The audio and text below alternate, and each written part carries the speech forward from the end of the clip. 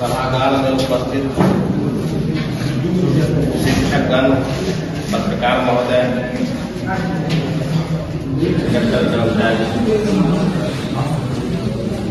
सबसे पहले मैं आप सभी को नव वर्ष की शुभकामना देता हूँ। आज एक बात आई, जो सभी शिक्षक समान हैं, अतिथि शिक्षक और जो परमानेंट शिक्षक। लेकिन मेरा कहना है, मुझे जो लगा, मैं आज थोड़ा सा भावुक हो जा रहा हूँ आप लोगों के अति को देखते हुए। परमानेंट शिक्षक को जो काम करना चाहिए था, परमानेंट कर्मचारियों को जो काम करना चाहिए था, वो आप लोग कर रहे हैं।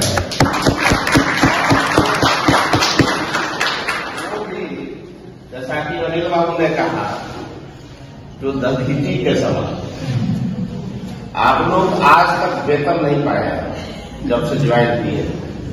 जो नए हैं उन्हीं के लिए मैं कह रहा हूं, और उसके बावजूद भी आपकी सोच इतनी ऊंची है, तो अपने अंदर ऐसी बात लावे, ऐसा काम करें जिससे आपका प्रशासन कभी दुविधा में न पड़े।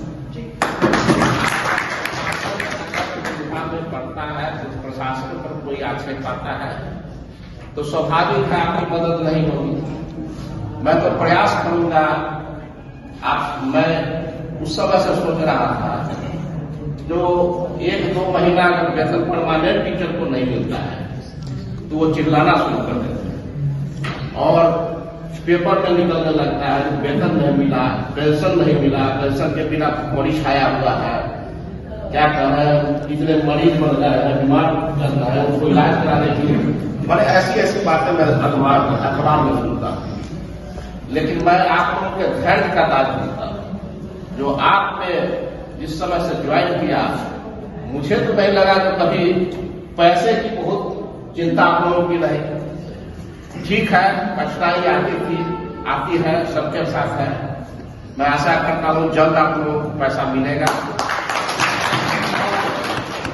मैं जैसे आप लोग एग्जामिनेशन ड्यूटी करते हैं या कोई काम करते हैं, तो मैं प्रयास करता हूं कि जो जैसे पैसा आए आप लोगों के बीच हो जाए।